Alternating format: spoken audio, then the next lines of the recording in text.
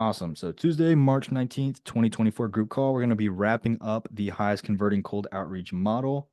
As always, I'm going to pull up the lovely whiteboard because I am nothing if not a fan of a digital or visual crutch. So we'll go ahead and put this up. Any questions, like I said earlier, ask along the way. And this is going to be part 3 or 4, depending on how you look. I think it's part 4 total, but part 3 of actual content of us covering. All right. So what we've covered in the past, I'm going to do a very quick run through just because we have a few extra people and I want to make sure that you guys get any questions asked and answered. So let me go ahead and pull up this. All right, move this over. All right. So first thing we want to remember, relationship over revenue.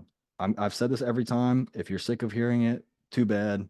Relationship over revenue. This is probably one of the single most important points that people miss when they are doing this because they're too fixated on the close. And actually, before we even jump in, let me go ahead and put in the chat the highest converting script. So if you guys want to follow along in that training or ask any questions based off that training, I just put it in the chat, pop it open, look around, ask any questions. But number one is relationship over revenue.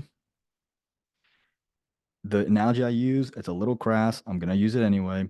The analogy I use is you are trying to let's say you're trying to pick somebody up at the bar. Let's say your goal is physical intimacy. You are a dirty dog, whatever however you want to look at it, okay? If you are trying to have physical intimacy and your focus is physical intimacy, it's not going to go so well if you are just going up to people at the bar, being very transparent to the point of you're asking questions. Maybe you're trying to flirt, but it's coming off so transparent that it becomes disingenuous, right? And the example I use all the time is if I get this in the DMs all the time where somebody will DM you and they'll be like, "Hey, how are you going?" If you click on their profile in the bio, it'll say something like, "I scale your agency type." And you're like, "Okay, I wonder where this is going to go," right? We all know where it's going to go, but they go through the niceties. It's very painful. I've gotten so many DMs, I probably sound like a jerk, but I will basically just say like, "Listen, are you buying or selling?" And they'll say selling, and I'll say, "Get to the point," because I can smell it a mile away. And I'm sure several of you have gotten to that point where your salesman radar kind of starts pinging off the roof, right? My personal favorite is the VAs who say, "Hello, dear, how are you?" Anytime someone says dear, I automatically know I'm about to get sold some horrible offer. So, relationship over revenue. So, if you want, and I love this analogy because most of my audience, I'd say like 75% of my audience is male, and usually men are terrible at speaking with anybody they find remotely attractive. Usually, what they'll do is it's very transparent. It comes off very transparent. And so they're way too focused on the intimacy rather than the relationship. It shows, it falls apart. However, if we had a deep relationship, the fruit of that relationship becomes physical intimacy. So for the guys, especially, that's the analogy I want you to remember. So when we are having these outbound conversations, we need to remember that our focus is relationship over revenue. So with the analogy, how do we actually put that into play? Well, we're going to put that into play by number one, and again, you guys are probably sick of hearing it. I do not care. Social media needs to be in place. I'm trying to run through these really quickly. Social media needs to be put in place because if we are going to get rejected, then we want to have a place to redirect them. And this is something that I didn't put in the training, and I'm gonna paint the picture right here. If we DM 100 people, somebody come off mute or put in the chat. If you DM'd 100 people, about how many people are replying to your message? Even if they're telling you to go, drive off a cliff, how many people are replying to your message in general? 10, 15? 10, 15. Anybody getting any higher? Okay, let's say 15. So if we have 15 people replying, and let's say we convert a whopping 0%, how many clients did we get? 0. 0. This is where, for those of you who are really still stuck on cold emailing, cold calling, ads, this is where these guys lose and we start winning. because if we all, let's say we use every medium and we convert at 0%. When I use the ultimate downsell and I say, hey, follow me on social media, in exchange, I'll make content and I'll show you different ways to put it if that script is not working. This 15% or 15 individuals, right? Same thing. We're now able to push them to social media, and social media will do the retargeting for you. And if you, let me see, I'm going to go ahead and share another document with you guys. And you guys have access to all this. I'm just putting it in the chat to make sure if you want to reference it very quickly. If you want to know, okay, well, that's great in all social media retargets. How do I do the social media content, or how do I structure my social media for it to retarget? I just put that doc in the chat as well. So again, even at a 0% conversion rate, you are going to do better than people who are at a 0% conversion rate running ads. And I had a guy DM me. That's why when I was sharing my screen earlier, I didn't pop open the Facebook, because I have a guy DMing me right now who's been running ads for 3 months. 3 months. He pays $1 per conversation. In those conversations, he has not converted a single person. So that's frustrating that he's having to pay for leads, and it's very frustrating. I'm not putting him down, because I always say, none of us come out of the womb knowing this stuff. Like, did anybody, if you came out of the womb knowing sales conversation, raise your hand, because we'll have, FBI will probably pull up in 2 seconds and start studying you. But nobody came out of the womb doing that, right? Nobody came out of the womb knowing how to close. Nobody came out of the womb knowing how to do most anything, right? So that's where it's not his fault necessarily, but he's getting frustrated with the fact of, I'm paying $1 conversation for 3 months. I'm paying 150 bucks a month, so that's 450 bucks. It's going nowhere. I'm not converting anything. If he were doing it organically, even versus paid, he could push those people to social media and he could retarget those individuals. Now, I cover in the training what happens, because again, it's another offer. So it's not to say, oh, go to my social media. Everyone's going to go to social media. No. But what's to say is that of those people, a percentage will go. And of those people that do go, it's going to grow your following. So even if they don't engage, it grows your following, which attracts more people. Even if they don't follow, but they give you a topic to make content on, that's going to retarget. Even if they, well, those are basically two scenarios. They don't follow and they give you a topic, and then that resonates with your audience, or they do follow, they don't engage. That still helps, because you now have more followers, which is going to make you look even more enticing, right? And I'll tell you right now, like, have you ever seen a video on maybe TikTok or Instagram or YouTube Shorts, and you're looking at the video, you're like, it's not that funny, and then you see that it has like 1.3 million likes, and you're like, oh, okay, I guess I'll send it to someone, right?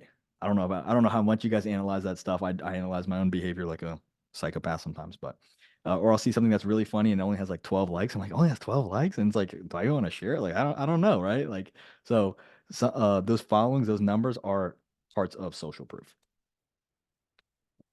So again, relationship over revenue, social media put in place. Then from here, when we're doing our outbound DM, we need to do value first. If you have that first document I put out open, you will see that of the 17 methods of communication, 12 are one-liners, and then the other 5 are ways that you can deliver it. But it always, always, always, always starts with value first. And sometimes you're using a little bit cringier lines than you'd like to use, but it usually boils down to, hey, I have something that I can create for you at free, or hey, you're doing something wrong, here's how you can fix it for free, or here's what I would do based on your situation, right? You're basically just trying to give them free value. Why does this work? And here's what's really cool. This works because it's going to increase your read and respond rate. You don't want them to read, not reply, or read, don't reply your RDR. You want them to read and reply. And you do that by providing value first. So, for example, let's say I see you guys are running a high level agency, and I see you make a post and I DM you and I go, hey, I love this post. By the way, I would recommend trying X, Y, and Z, because I've seen that do really well for me. And I think we're in a similar space where that could benefit you. And then what's going to happen? Oh, thank you. They're going to reciprocate that conversation. Now, again, that's not 100%, but it's going to be significantly better than if you DM them all the things I show you in the first half of that training, which is what? My name is Alec. I can help you. I am really good at what I do. It's like, okay, cool. Yeah, you and everybody else's mother, right? Yeah, Jacob, do you have a question? Yes, I do. On this, I've been doing what you're saying, but it's everybody without, not even in my avatar, not even in my niche. It's just all like, I mean, I'm getting people with yacht cleaning services, and they're like, "Hey, I see what you're doing for restaurants. How do I switch that up and like still be confident, or do I just be like, "Yep, I don't work with you"? because I don't want to do that. So you're having people reach out to you and they're inviting you to work in their space? Well, yeah, they're like, hey, I've seen you. Have had a lot of people, like I said, the yacht space. A I bunch would go of with like, I would go with yachts 100%. oh, I know, like, If he it were has like a me, fleet. if it were me, I would go with yachts over restaurants every day of the week. Okay, okay. Every day of the Well, week. and Because then people, I have a couple landscaping people that are like, hey, I see this, because I've just been answering simple questions, like you said, just give that little bit, but they do it on the. Yeah, I'm having Chat GPT. Well, all of us do it, but like I'm having Chat GPT kind of like make a pretty post and then like what I, and just kind of engage into it a little bit. And then all of a sudden it's all these Mhm. other people. No restaurants are actually engaging with me at all. Yeah, so check it out, right? I would in your situation, I tell people, and I was telling somebody this yesterday. I'm not going to say who, but I was telling somebody this yesterday. When you're stuck and you have different industries coming to you and you're just starting out, go work with them. I Okay. prefer niching down, but go work with them because you're going to see where you resonate with. It's going to be frustrating. It's going to be more work up front, but in the long run, it's going to help you out because you're going to figure out very quickly. I either love or hate the yacht guys. I either love or hate the lawn care. And in my opinion, those are two very opposite ends of the spectrum, right? They might both have lots of money, but you've got these blue collar, hardworking guys.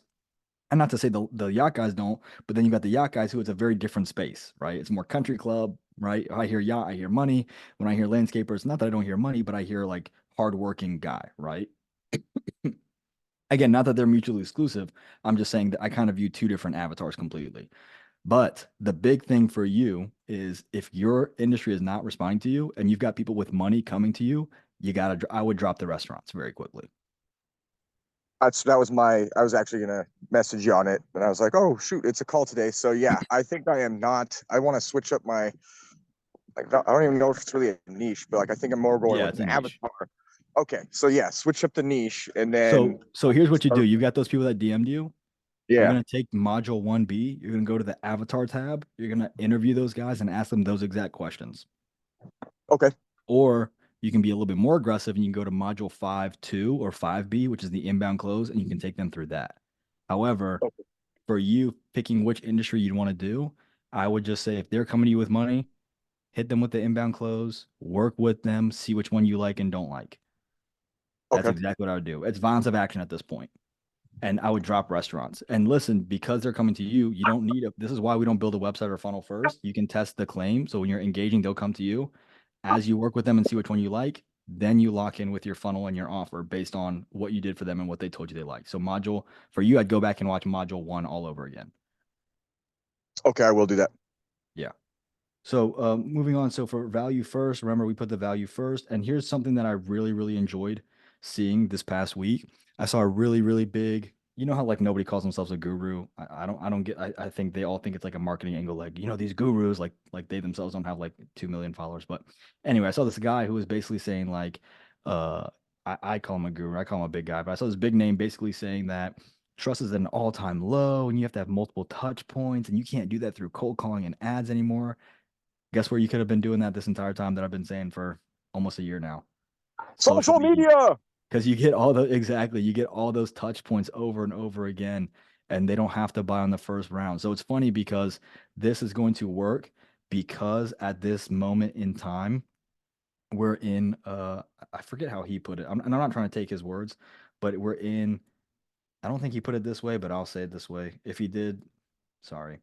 But we're in a trust epidemic where nobody essentially knows who to trust. Uh, this is me trying to draw. We're just gonna finish that off with cursive, and then you guys pretend that says trust epidemic. And yeah, we'll partner on that.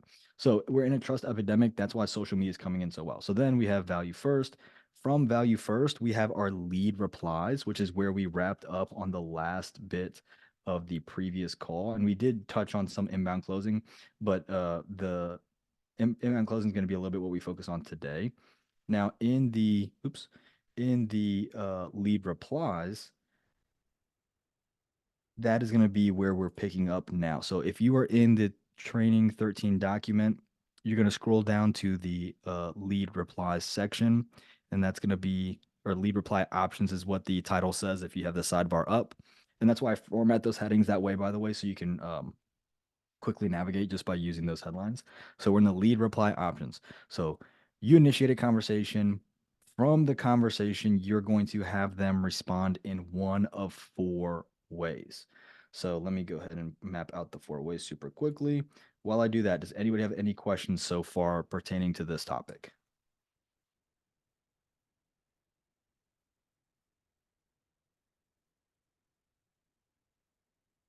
Okay, great. So moving into the lead replies. And the reason I'm going through this quickly is, again, we covered it before, so you can always reference it on the previous group call. And I want to get to the point where you guys can act like, or you can ask, goodness, you can ask very specific questions.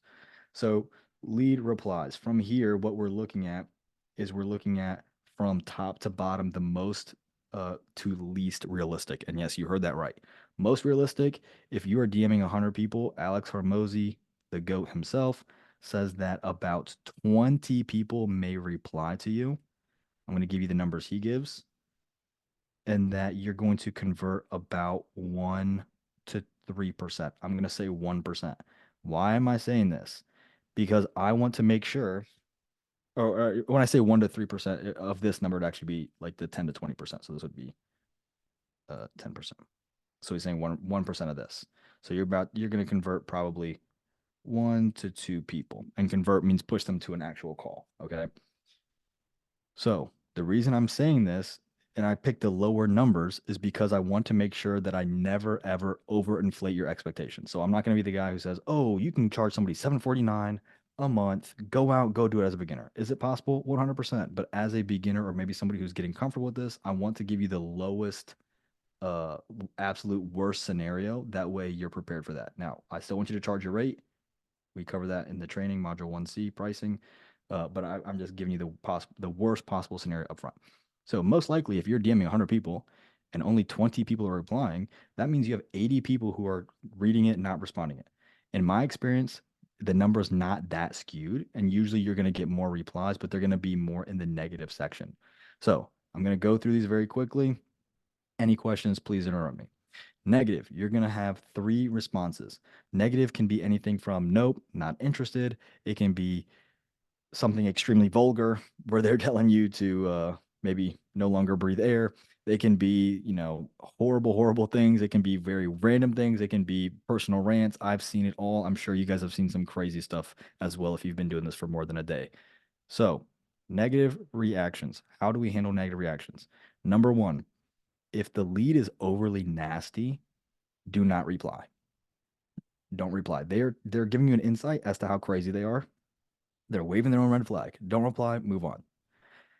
If the lead replies in a way that might not be overly nasty, but you take it a little too sensitively, don't reply. And here's what I mean by that. I don't mean, oh, that hurt my feelings. I mean, don't reply back with, you know what, your business sucks anyway, you're not going there, right?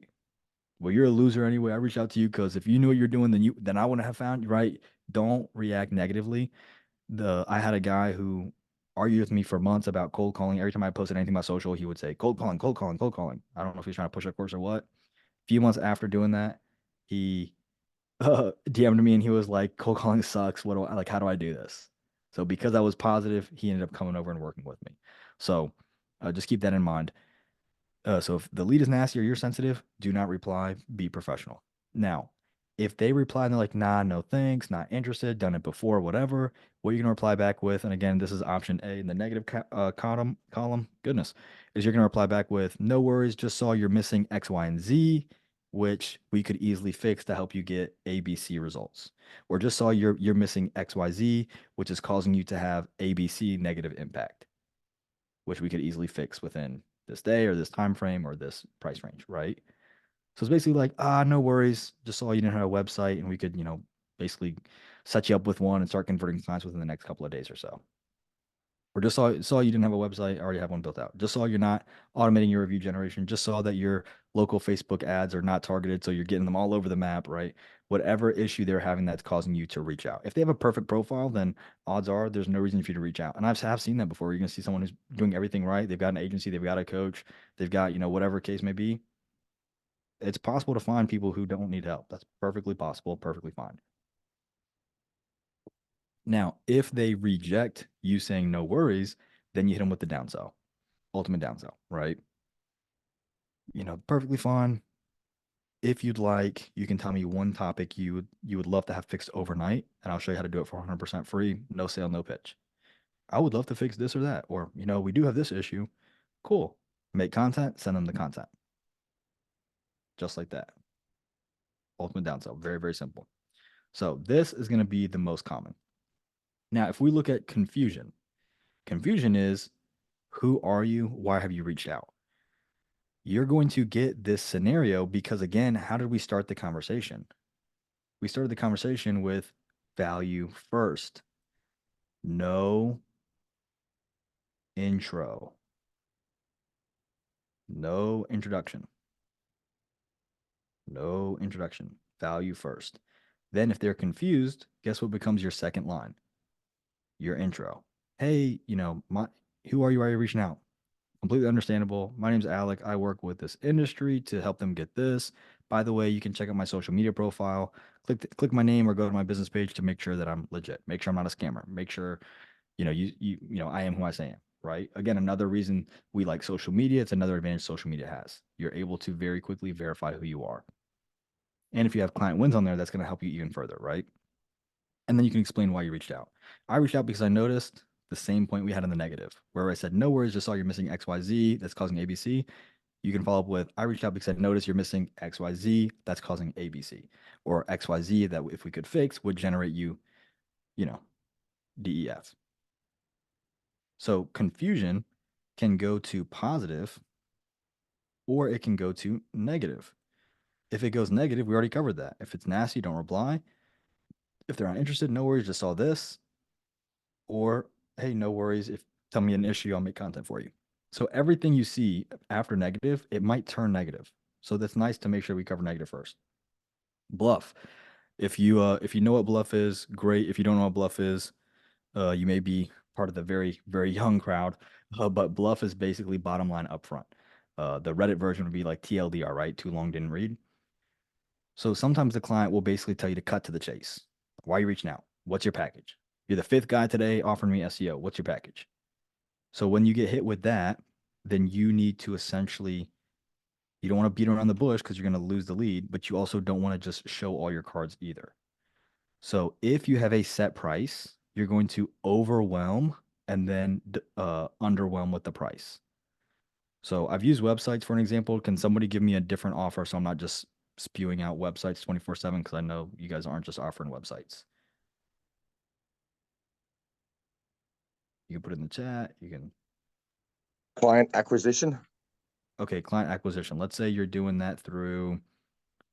You guys want me to do like we can do PPC, for example, pay per click, right? So for example, if they're like, what's your pricing for PPC? You can say, here's all the things we do. Here's the way that we prep for this. Here's the NLPs and the SERPs and the keywords, and we create a landing page specifically for each campaign to go to it, and we create this automations and so you're listing out everything, and then you're going, typically for something of this multitude or something of this magnitude, we would charge, let's say $12.99 or something, right? But because we're building our portfolio right now, I'm only offering this for $9.89, $7.97, right? So you're overwhelming. You're going to list out all these things you do. It could be this, but I'm only charging that. And this is the typical, but you know what's funny about this? This is not even my technique. This is a technique I picked up from mechanics. You bring your car in, you're like, oh, I need to get my tires filled, like refilled. What is that, free? Like, oh, I was looking at your tires and this is wrong, this is wrong, this is wrong. Your car literally pulled me to the side and was begging for an oil change. Like he just starts listing off everything wrong with the car. You're like, oh, how much is it gonna be? And he's like, well, I could charge you this, but because you came in at a good time, you came in before it got bad, I can charge you this rate. And like, let's do it. When can we do it? Right? Mechanics are like master closers. Whether they know it or not, they're master closers. I think they're better than car salesmen. So if they hit you with that bottom line up front, you overwhelm. What could it be? Underwhelm with the price. Now, let's say you have a price range. Again, guess what we're going to go back to? Our mechanics. So you can say, listen, the price can range from X to Y. And when you do that, I want it to sound more like the price can range from A to Z. I want there to be a huge, huge range. Okay. A to Z. So for example, for me, I'll say I've got offers that range from 97 a month to 10,200 a month. I was like, whoa, that's a huge range. Like there's no possible way they're going to be like, well, I want that plan, right? So it can range from here to here. And you see, I give you an exact talk off or script you can use. So in the script, I say the price can range from 97 to 34.97, which is why I typically like to ask questions to ensure that I'm not only achieving certain results for you, but I'm also meeting you within your budget. And again, you can even reference mechanics. It'd be like if you went to a mechanic and he gave you a price before even looking under the hood. That would be a red flag, right? You'd be suspicious of that, right? That'd be a little sketchy, right? So you basically validate, you give them what they're trying to look for. Either if you have set pricing, overwhelm, underwhelm. If you have a range, give the range, explain why you need to pop the hood. Now, that can go two different ways. It can go negative or it can go positive. And it could go three ways. It could be like, well, why are you reaching out to me, right? Usually not with the bluff guys, but it can go positive or negative. Now, let's say by the conversation goes well, you have a positive interaction. This is where you're going to move into the modified close, which is what I want to focus on a little bit more today, the modified close, and then kind of going through that psychology and answering any questions that you guys may have. So if it is positive, you want to essentially try to push to the call as soon as possible or using the trial link as soon as possible. Within, I would say, the sooner the better. I would say no later than 48 hours if you can swing it. Okay. And in the snapshot, by the way, we have the snapshot coming out this Friday with the snapshot's pretty cool. It has all the automations put in place. And I've got a full training to go along with it and a full Google sheet for you to see all the automations and what they do. So you can make it your own. But in the automation, you're going to have a nurture campaign. So that way, once they book the call, it starts warming them up for the call. So you can schedule further out. I would say sooner the better. Sometimes someone's out of town or they're all booked up. That's fine. But the sooner the better.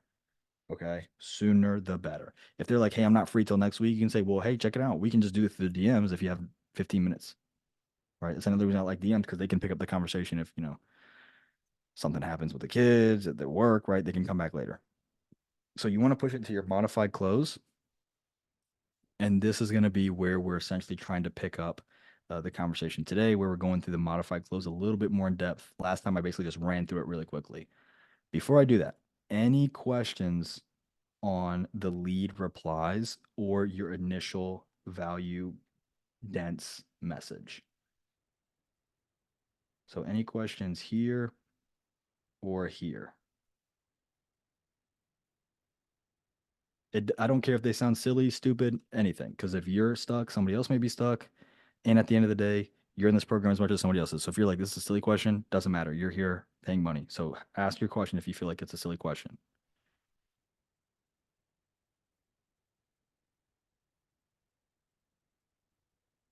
All good. I'll keep moving forward just so that way we can maximize our time. All right. So the inbound close. In the inbound close, the conversation is leaning positive. They're very rarely are they going to be like, wow, the gods have sent you to me, right? Usually not what's going to happen. Sometimes it does, and it's a very humbling experience when somebody's like very, very appreciative. So sometimes it will happen. You're good, Abraham. I'll post this group call within the next 2 days. But sometimes they'll be very positive. It's a very humbling situation.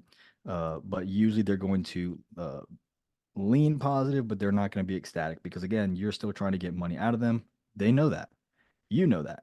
That's why relationship over revenue.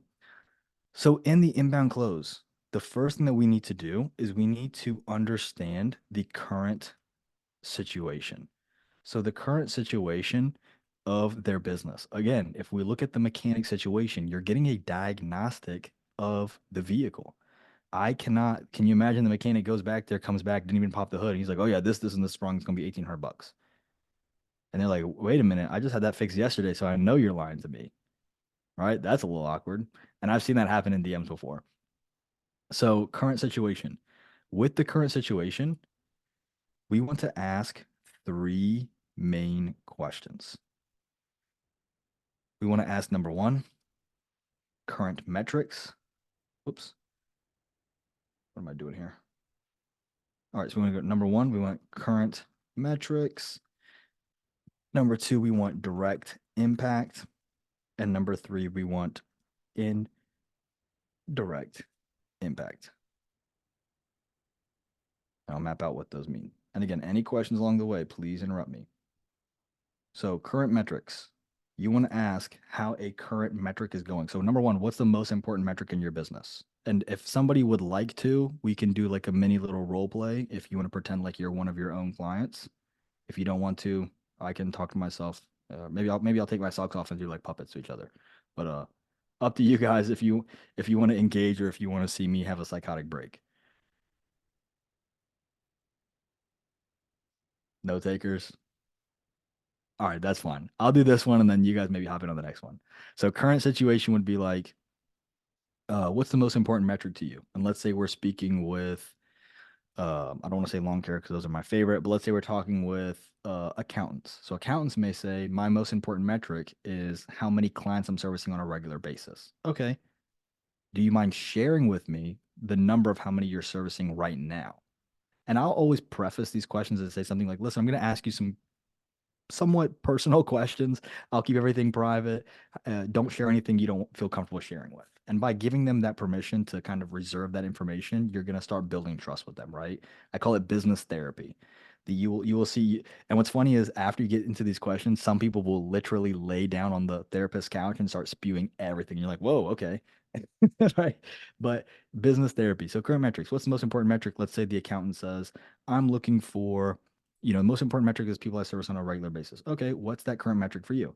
I'm servicing 30 accounts right now. Okay, direct impact. So we want to ask always why. So we want to have follow-up questions. We call this part of the sales process discovery, right? Probably not anything too new to you guys. Discovery.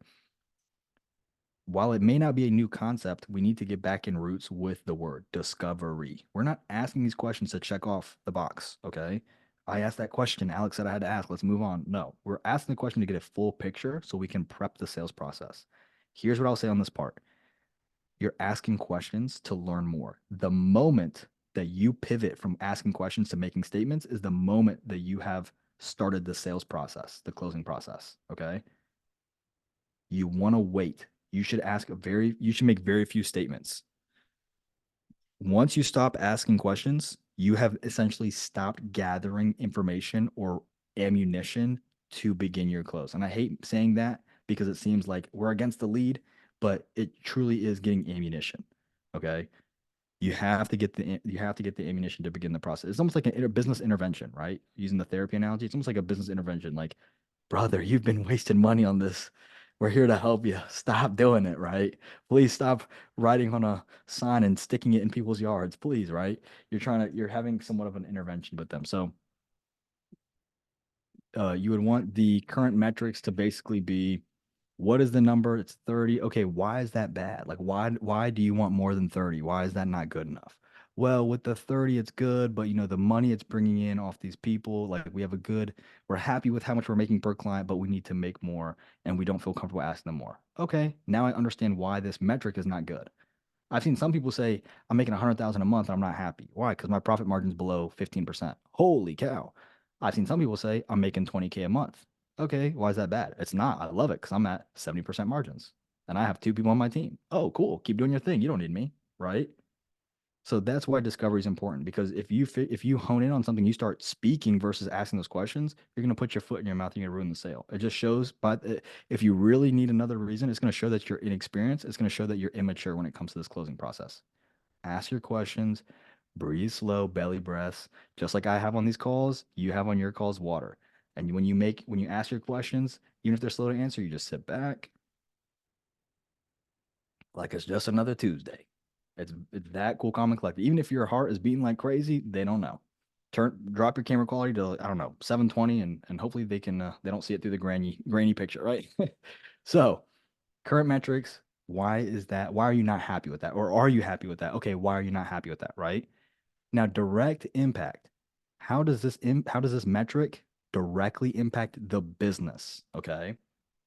So this is lower than you'd like. Why is that bad? Why is that bad for the business? Well, we'd like to hire more. We'd like to expand more. I'm not able to meet payroll. I've heard sometimes we're one client away from not making payroll, or we're growing like crazy. I want to give them opportunities to grow in their position. So it's not always going to be negative. It might sometimes just be we're not going as fast as we want to go. Okay. Indirect impact. This is how does this affect you? So you are the one here on this call making these decisions. How does this impact you? Like you have this situation. How does that impact you at work? How does that impact you outside of work? Like, is it bothering you? Some people are like, nah, I'm cool with it. I'm having a great time. I'm ready for more. Great. They're excited. Maybe they're ready to make a decision faster. Some people are gonna say, I can't make payroll, I can't sleep right. I've had to pick up a second shift just to cover payroll, right? So you're getting an understand. This is how you pull the emotion out. So a lot of people, and I love this stuff. I love these group calls because I get to basically tell you all the stuff that people charge a lot of money for, like a stupid amount of money for, and I'm just coming out here and just sharing it with you guys for like low rates, and I love it because I'm trying to put them out of business. But you can like people tell you pull the emotion out of the conversation, and then you're like, how? And I'm here showing you how, right? So you're gonna ask, okay, why is it? What is the metric you want? What's the most important metric? What is it? Why is that not great? How does that impact the business? Why is that not great? How does this impact you? And that's where they're going to start opening up. I don't care if you work with veterans. I don't care if you work with seasoned killers. I don't care if you work with wedding and event planners. I don't care what type of avatar you work with, they will start talking. And usually your tough guys are the ones who talk the most. And they will start sharing everything. So now that we've understood these, I know you guys already know the answer, but who can guess the next piece that we're going to look at? The future state. So we know where these metrics are, but now we need to know where do you want them to be? And guess what? Three questions we're going to ask. The same three questions, but now we're going to add more pieces to it.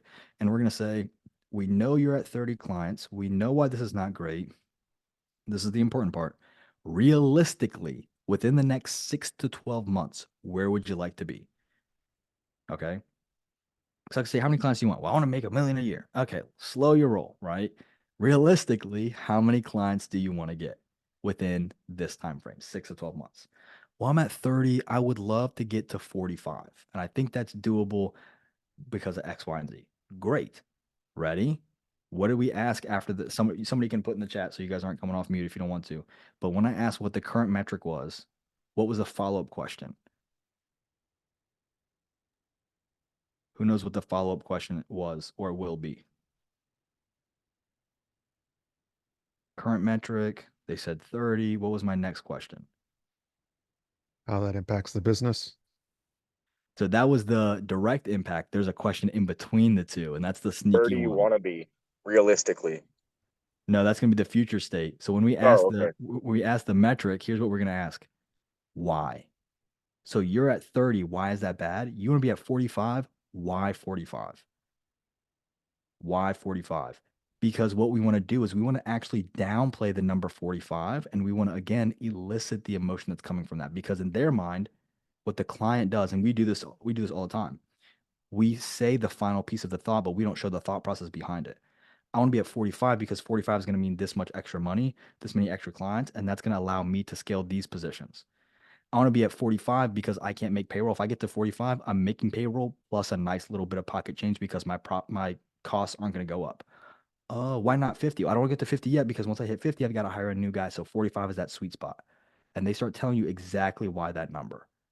And so we're pulling out the information, not only the emotion, but guess what's going to happen? At one point, we're going to pivot this, provide value and close, and they're giving us all of the information we need to do that. So now you're not going to walk into landmines of putting your foot in your mouth. You're going to know exactly what to say and what not to say. So realistically, where do you want to be with your current metric? Why? Now from here, it's going to be a little bit different. How would that impact the business? And if you're hitting those numbers with that metric, and that's the theoretical or conditional tense would, how would that impact the business? How would those two things then impact the personal things that you told me about? And you don't have to phrase it so directly. I'm just trying to do that for you guys. It's going to depend on the industry and your way of speech, but that's what we're doing. So from here, without looking at the sheet, you can look if you want to cheat, but without looking at the sheet, who knows what the next piece is going to be? Or who wants to take a guess if you're not looking at it? So current state, future state, what do you think is coming next? Exit strategy. So that's where most people will go, is they're going to go to, here's what we're going to do. Anybody else want to take a guess?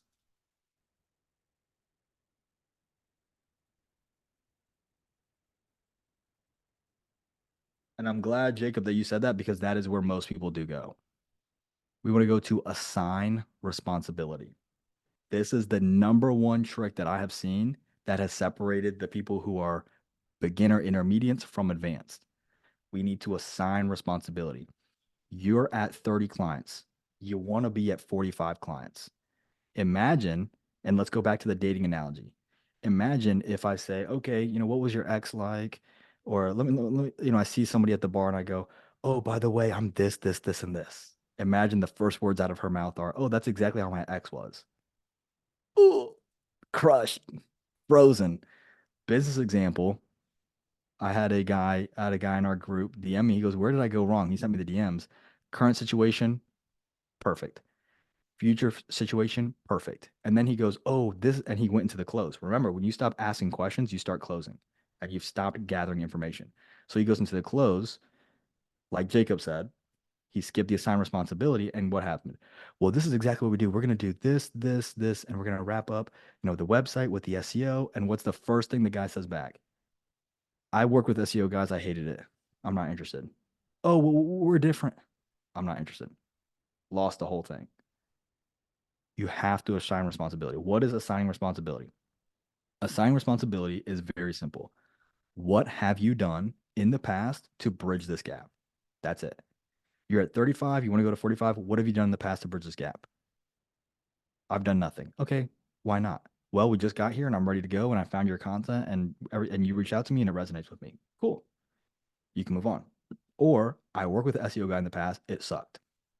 I work with a PPC guy in the past, it sucked. I worked with this brand expert, she was awful. Right? So remember, we're in discovery, okay? In discovery, what do you think my follow-up question is going to be? If I say, let's say I'm the lead, and I say, oh, I work with somebody in your exact industry before, or let me back up. The lead goes, I work with this guy in the past, I completely hated it. What do you think logically would be the next question? You've got current, you got future. What'd you do to bridge the gap? Well, I work with somebody. His name is Alec. Can't stand the guy. Backwards hat, receding hairline, awful guy. Didn't like it. What would the next question be? You can put in the chat. Chat can go crazy if you want. Maybe ask like why, what did you like and what didn't you like about it? Perfect. Remember, it's discovery, right? So discover what did you not like about it? Did he do anything right? They're going to tell you what not to say and what to say. I didn't like SEO because it was this much money. I got no leads. I got no clients. Okay, how did that process look? And you're going to ask questions. They're going to paint the picture. So you can now get ammunition prepped of how you are different, right? And again, if you're going back to module 1A, 1B, and 1C, or module 1 in total, you're putting together your antithetical claim, right? So already you should be positioning yourself opposite the market. So that way, when this comes up, you have a reason as to why you're different and better already put in place, right? But if you don't, or if you need those even more minute details, they are going to tell it to you. So you're going to assign responsibility. Now, when you're doing that, you're doing two things here. Number one, you want to make sure that you understand what not to do. So that way you don't do what they said they hated. And you're also, this is the big part, you're reminding them subconsciously that they cannot do this on their own. They cannot do this process on their own. That is the subconscious goal of this, right? So in current and future, subconsciously, we've elicited some, mute that, in the current and future state, we've subconsciously reminded them of the emotional things tied to it, right? We haven't said like, how does that make you feel? Write it in your diary, sit back, right? We're not going full therapy on them, but they will usually take it there. And then we're assigning responsibility to remind them that they need help. And that, again, that's okay. Because like I said previously, I cannot turn on a lawnmower. So I need help. And the lawn guy, His website didn't even have one. His Google business wasn't optimized. He needed help, right? We come out of the womb not knowing how to walk. The whole purpose of Say So University is because as I have a daughter, she's 17 months. As she's starting to learn how to walk at 8 months, 9 months, can you imagine if she's getting up trying to take a step and falls and I start laughing at her? Like I start like hitting the take the L emote or, ridiculing her. No, what do we do when a baby falls? Oh, get back up, try again, right? At what age do we turn into, oh, look, he failed. Let's laugh and mock him. So that's why in SACE University, that's where I try to make it a welcoming space. And I try to tell you, ask those questions you feel are silly because you're learning how to walk in a new aspect, a new regard. This is a new skill set. So if I put you down like everybody else is putting you down, what's that going to do? You're going to quit. You're not going to ask and you're going to get stuck. If I encourage you, you're going to feel comfortable asking questions that you may feel are silly, that I may feel are silly, but that's okay because I ask questions that are stupid all the time. People say there's no such thing as a stupid question. Yeah, there is, but that's okay. 100% okay. If you didn't have stupid questions, a lot of people wouldn't have jobs. Jacob, you had a question? Yeah, do you have anything on, so like when you're saying that they can't do it without us, Mhm. obviously my picture isn't really painted that I extremely capable. They're getting offended a lot of the times. How do I combat that? Like, not like combat that, go around that, not offend them.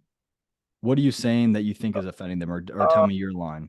so like when I kind of show them, I was sending out audits and stuff for the people that asked, and I was saying, so I'd give them that free information, kind of keep talking, but then I would, you know, point out specifics where they were failing, and then they kind of would come back at like in the beginning of when I asked with the yachts and stuff, of they just kind of they get negative, like I don't know, like put a wall up all of a sudden, like, oh, Yeah. this Joe So it, Blow it doesn't know nothing. it may be, and that's where the ego comes out with a lot of these guys, and it may be an industry thing. But what I always tell people, when I was telling somebody I had a call with yesterday about this. I said, when it comes to communicating in your first couple of clients, your first several clients, I would always, always, always assume the blame. And I haven't seen the interaction between you and this individual or these individuals, so I'm not trying to say take the blame because I know you, Jacob, are horrible. No, always assume the blame as the business owner. Here's two reasons for it. Number one, I think, and this might surprise some of you, I think business owners are some of the worst people in the world because they make their own money. They don't go checked. They go completely unchecked in society. Completely unchecked. You don't have a boss telling you, hey, behave or else, right? They go completely, I make my own money. You can't touch me because I make my own money. I must be doing everything right. Some of the worst people in the world are people who make money on their own. Some of the worst people, right? What's the number one industry people hate? Sales. Go meet a sales guy, right? Know sales and stocks, right? Why? Because they make their own money. Nobody can tell them anything. So that I always say in those situations, the number two thing would be assume the blame yourself because it's going to allow you to perfect your process as you go. Uh, you're good. Appreciate you coming out, Daryl. And I'll have the call up within 2 days. Um, but for you, I would assume the blame, and so I would look at how I can deliver it nicer. And the analogy that I use for that is how would you tell your grandmother this information, right? So you wouldn't be like, let's say your grandma's sitting on the seat and she gets up to change the channel, and you're like, you wouldn't be like, Grandma, you're so stupid, like sit down. I'm not saying you're saying it that way, but I'm saying you wouldn't be like, Grandma, sit down, you're so dumb, use the remote. Like, what are you doing?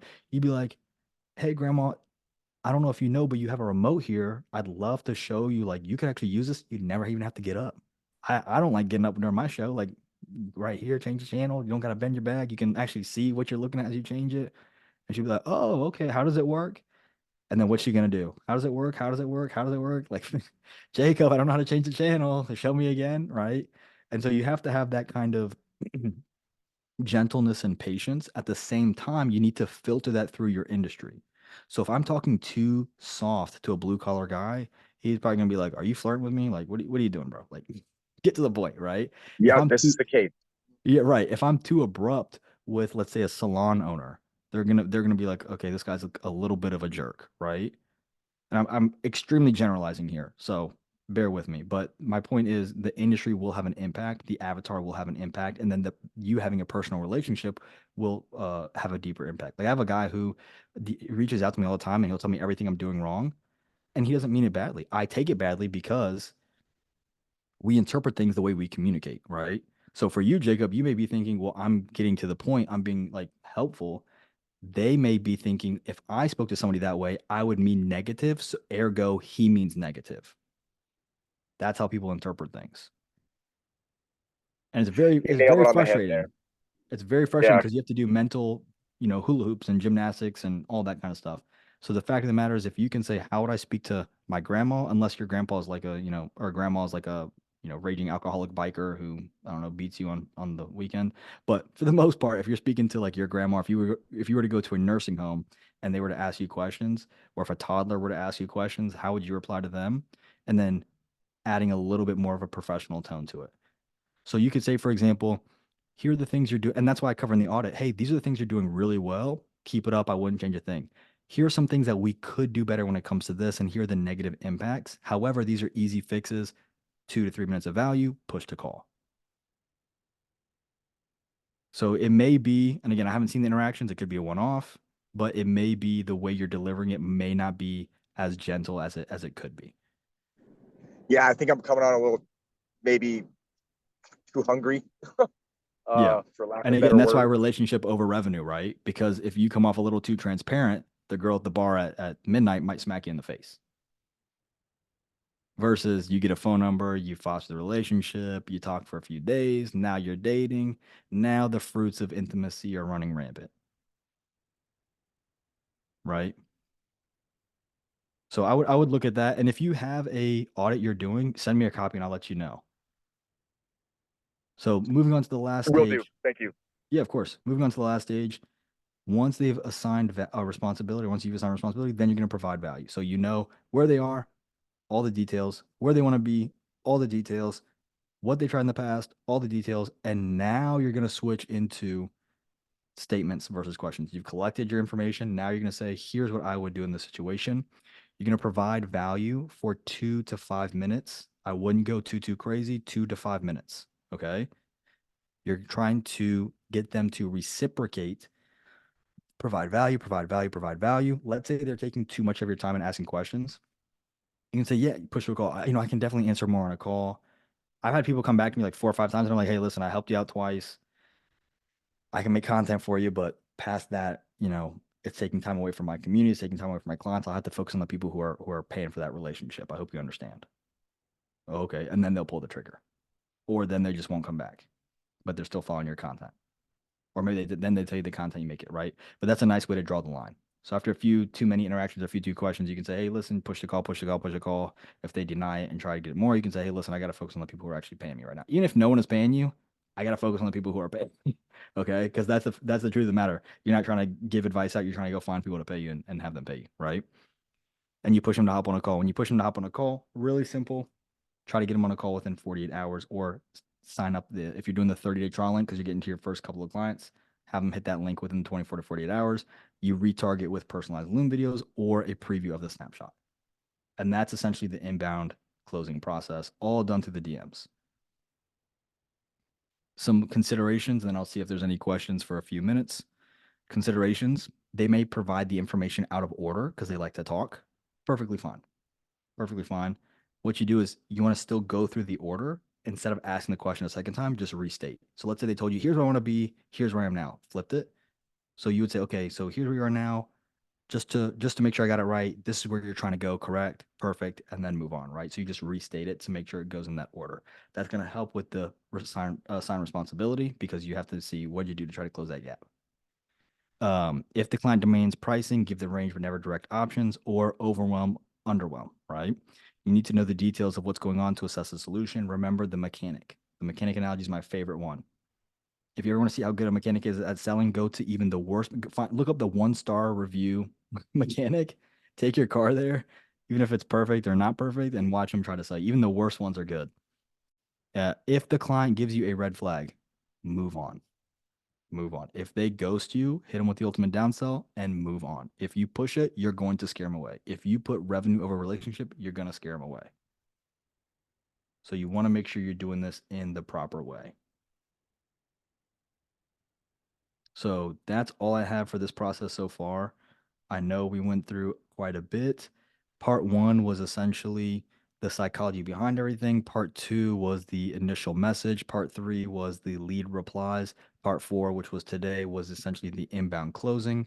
And then next week, yeah. So next week we're gonna have a group call on Monday.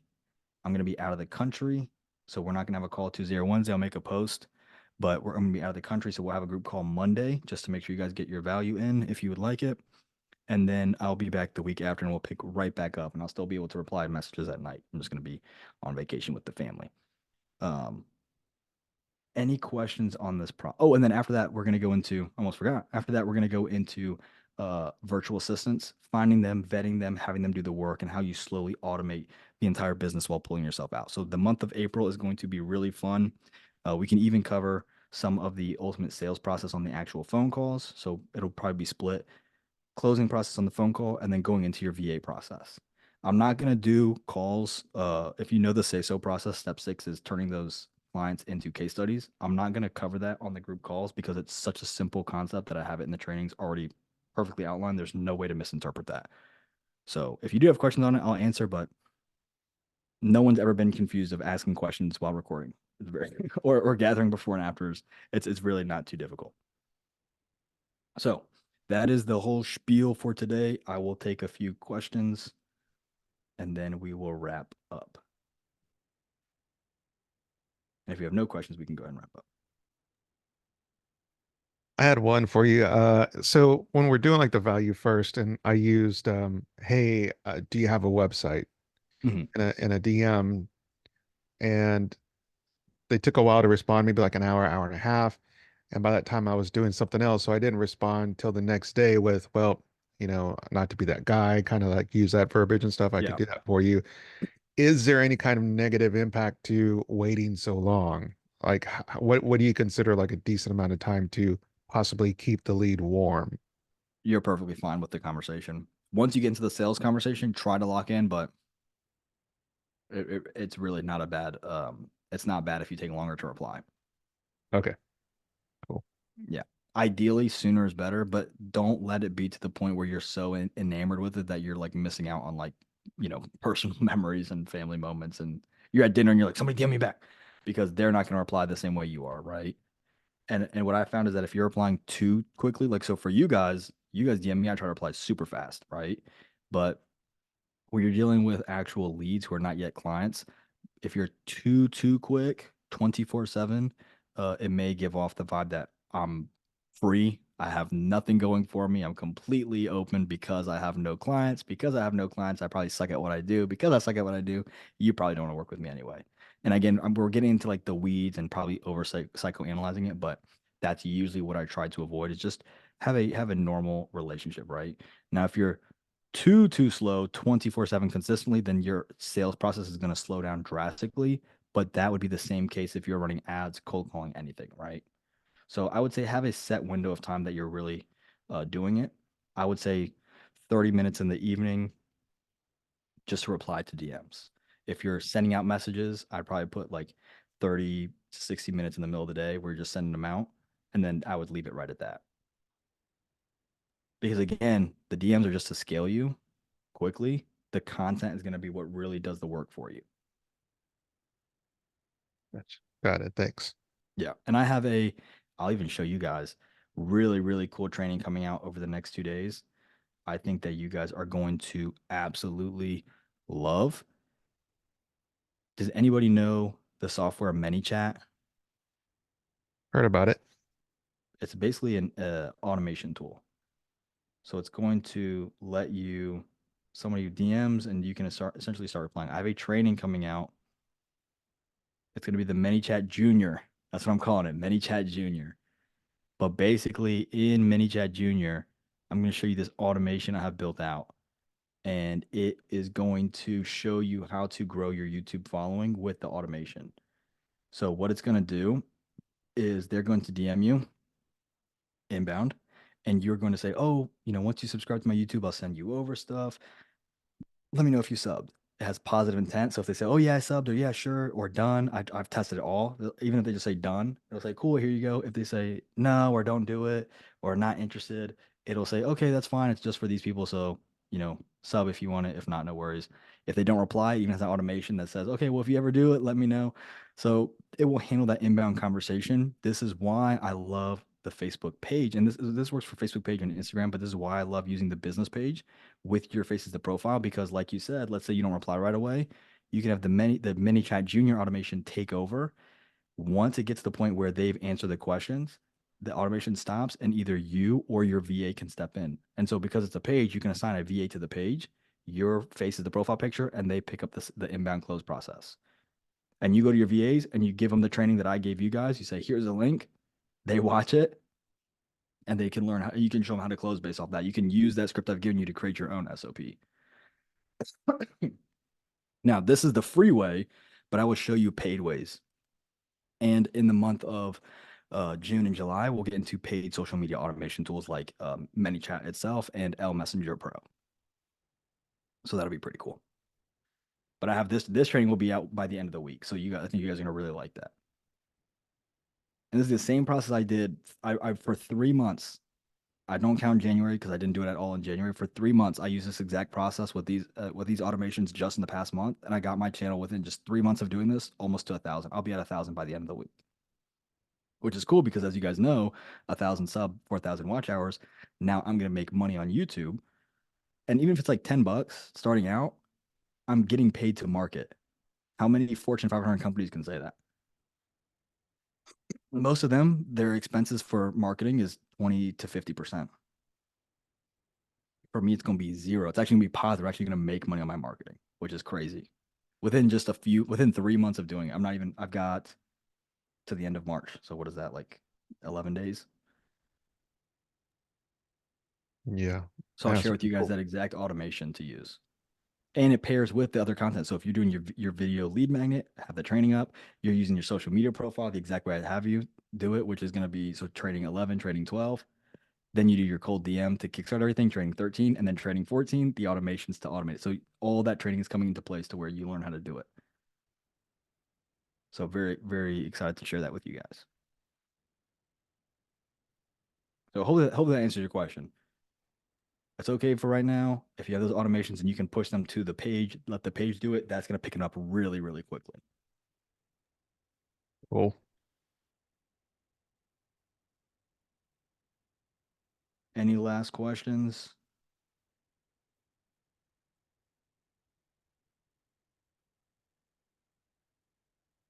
All right. So what I'm going to do is I'm going to stop the recording very quickly. I had a question.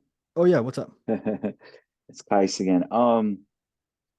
In our 101 on one-on-one, you had made a comment regarding social media and like DMing and going into groups Mhm, and trying to encourage people, to visit, let's say, a car wash, right? mhm. Is that like an extra uh, um, value add that I offer as an extra fee or service, or is that like part of my upfront package, or is that So for something that I push them to do, teach them how to do it? I would promote them to do it because they're gonna know where their local communities operate. Like for me, I had a lawn care guy, and we had a really popular local community Facebook group where people would like recommend things, and so that was a really really great space to operate in.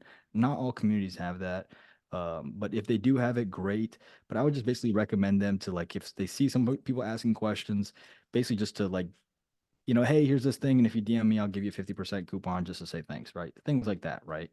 So. Mm, I wouldn't put it, if you remember the packaging, I'd have a need to have, nice to have, and want to have. I'd probably put that in the yeah, want to have category if they want you to go around promoting it manually on social media. But I probably wouldn't put it as my main package. I would probably just advise them to do that. right. And if they wanted me to do it, then I can offer that as a service, Sure. But I wouldn't right? put it in your base need to Right, have package. Right. right. Okay, all right. Just wanted to get clarity on that part. Yeah. Yeah, of course. Thank you. Awesome. So I'll go ahead and end the recording.